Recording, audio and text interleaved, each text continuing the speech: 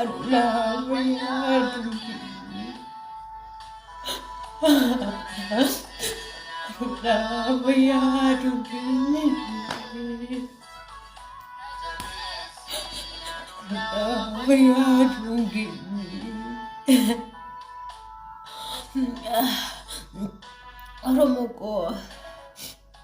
Oromoo ko warreen viidiyoo kana ilaaltanii Rabbiin jedhaati miidiyaa guddaa irratti ishee nu godha. Adaraa keessanii waliin sagalee qabdanii waliin sagalee namaa ta'uu dandeessanii adaraa keessanii OMN irratti illee ishee nu godha.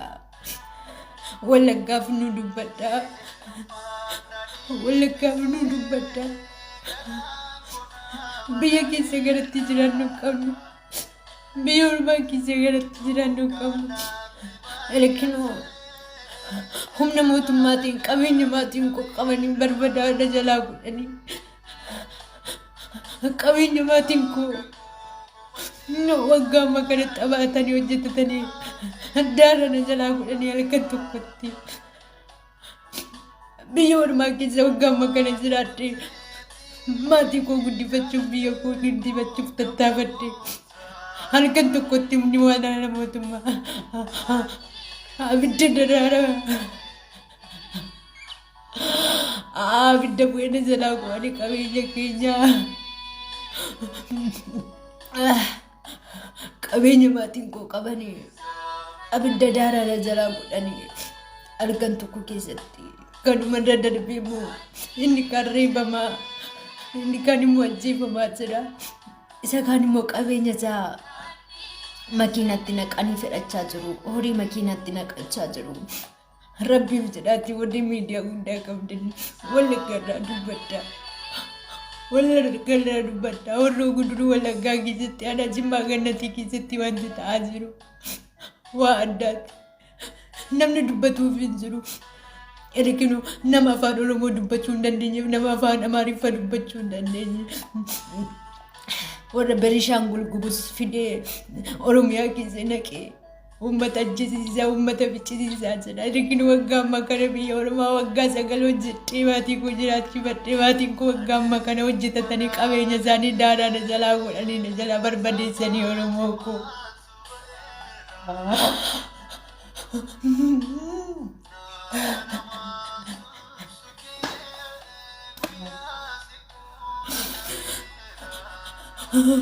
Oromoo koo maaloo dubbadha Oromoo koo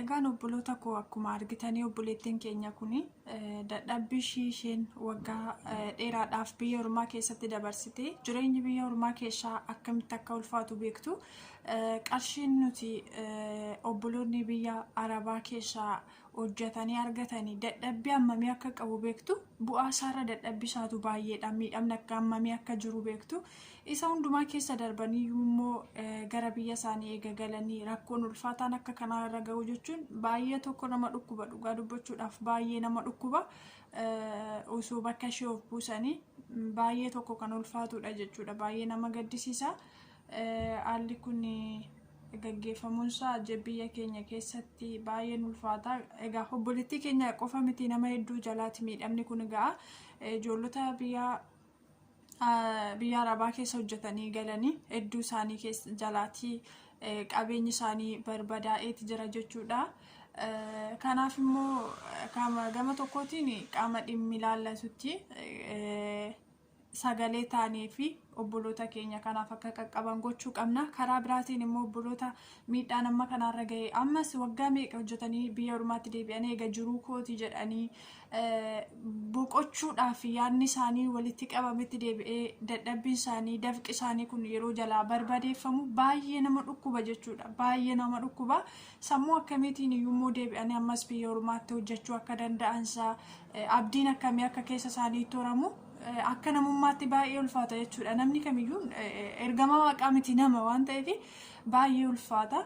Egaa waaqayyo waan hundumaaf obboloota keenyaa fi maatii miidhaan kun irra ga'e jajjabina haa kennu waaqayyo. Waaqayyoon kadhachuu fi qabna waaqayyo akka isaan jajjabeessuu fi akka isaan gargaaru akkasuma qaama dhimmi ilaallatu irratti sagalee ta'uu fi qabna obboloota keenyaa fi keessumaa naannoo Wallaggaa keessatti miidhaa gahaa jiruu fi waaqayyo haa dubbatu. Gocha baay'ee suukkanneessaa ta'uu hin qabne yaada namaa sammuu namaa cabsuudha. Dadhabbii namni itti dadhabee itti beela'anii itti fatamanii walitti qabatanii al takkatti yeroo jalaa barbadeeffamu baay'ee nama dhukkuba. Isarraan kanaaf iyyuu biyyuma keessatti iyyuu maatiin dadhabanii beela'anii qabeenya isaa walitti qabatan barbadeeffamu jechuun biyya ofii keessatti dadhabbii ofiitti mana ofii keessa nagaan jiraachuu dhabu jechuun baay'ee tokko ulfaataadha.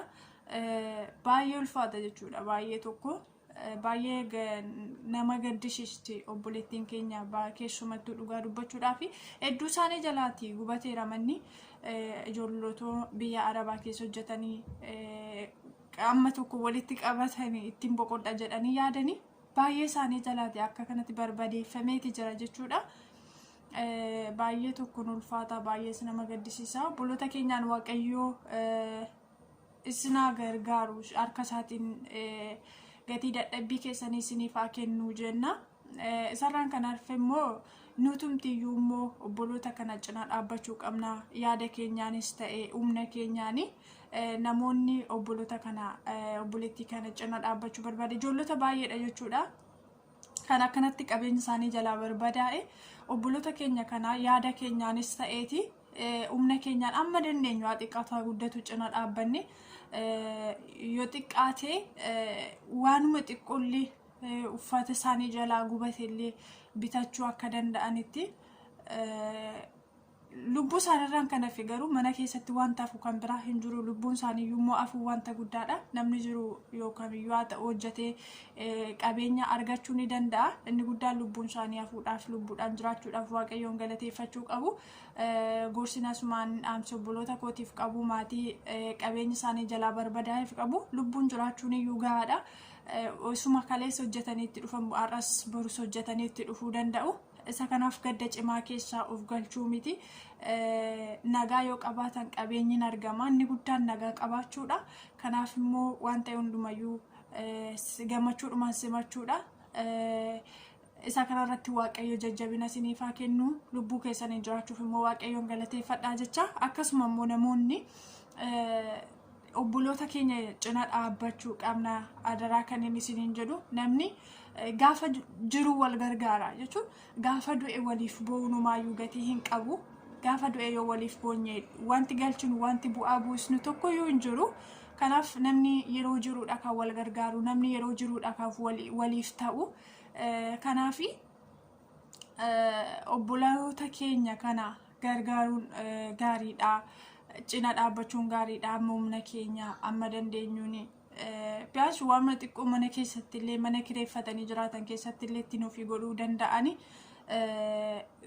gargaaruu qabna jechuun namni yaada qofaatiin afaan qofaatiin nama gargaaruun gargaarsa hammamiyyuu hin jedhamu. Akkuma dandeessanitti karuma beektan jechuun namuma miidhaan kun irra gahe karuma ta'eetiin afaan qofaan utuu hin ta'in humna keessaniin illee gargaaraa jechuun afaan qoftumaa bu'aa hin qabu jechuun afaaniin nama gargaaruun namaaf dubbachuun qoftumaa iyyuu hin fayyadu.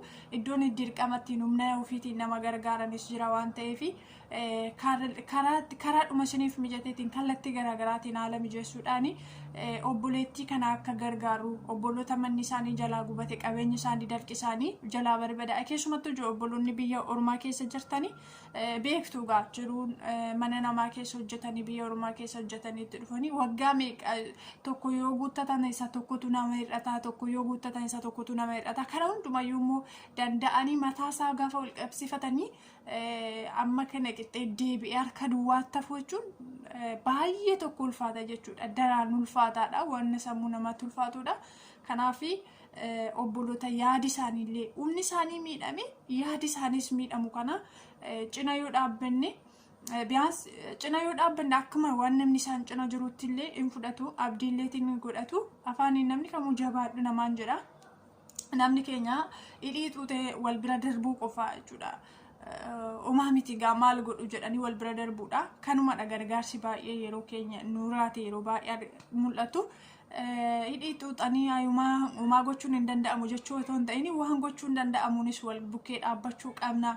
Namni kamiyyuu haa ta'u namoonni miidiyaa gurguddaa qabdanis akka obboloonni miidhaan kun irra ga'e gargaaramanii fi adaraa keessan kan isiniin jedhu akkasuma immoo namoonni miidiyaa irratti illee baasuu hin dandeenye karaadhuma ta'eetiin haala mijeessaati haala mijeessinee obboloota kana gargaaru obboloota kana gargaara obboleettii kana imimmaan ishiin nuti irraa qorsuu qaba maali waaqayyo ofiisaatiif gadi bu'ee har'a waan godhuuf miti numa keessa goreetu numatu jaalala waaqayyo namatti agarsiisuu danda'a imimmaan obboleettii kana guutumaan guutuutti qabeenya ishii mana ishii deebisuuf yoo baattanii amma tokko gargaaruun hin danda'ama dhugaa dubbachuudhaaf amma tokko gargaaruun hin danda'ama kanaatiif adaraa keessan kan isiniin jedhu amma isiniif danda'ameen obboloota miidhaan gurguddaan akkanaarra ga'e kana afaan qofa osoo hin ta'in cina dhaabbadhaa karaa isiniif danda'ameen isiniin jedha humna keessaniin obboleettii keenyaan waaqayyoo siyaa jajjabeessu waaqayyo harka isaatiin gatii dadhabbii keetii siifaa deebisu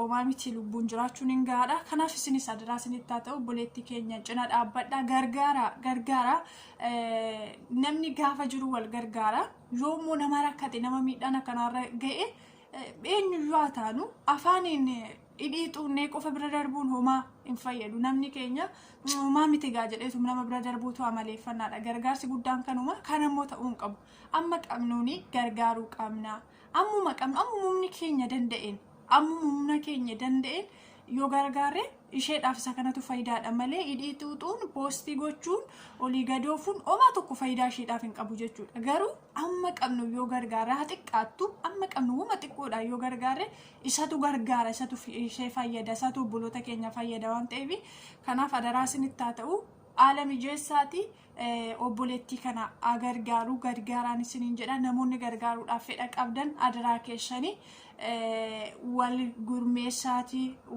gurmeessinee obboleettii kana gargaaruun isiniin jedha dhugaa dubbachuudhaaf baay'ee tokko nama gaddisiisa jechuudha baay'ee nama gaddisiisa gaddi kana caalugaa akka namummaatti hin jiru haalli inni ittiin dhufes haalli isheen ittiin hojjetatte biyya ormaa keessatti ingirii beektu hundi keessanii baay'ee ulfaata kana keessa hunda darbuudhaani ibidda keessa darbanii ganaa ibidda keessatti wanti walitti qabachuu jechuun baduu jechuun in ulfaata kanaaf adaraa isiniin jedha gargaaru qaamnaa gargaara obboleettii keessanii ulfaadha.